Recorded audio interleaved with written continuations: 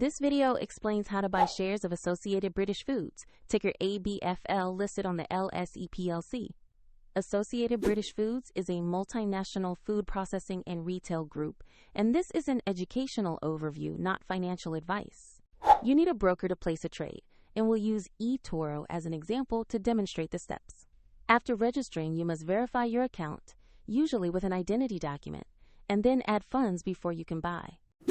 Use the platform's search bar and enter the ticker ABF.L to locate the listing. Select the Associated British Foods result that shows LSE PLC as the exchange to open the asset page. On the asset page, review the basic company profile and the price chart to confirm you have the correct security. Check the company details and that the exchange is LSE PLC before proceeding. To place an order, click Invest or Buy, enter the amount you want to commit, review the order details, and confirm the trade. If the market is closed, your order may be scheduled, and if you lack funds, the platform will prompt you to add money before confirming. Once executed, your position will appear in your portfolio for monitoring and management. A link is in the description if you want to visit eToro for the example process.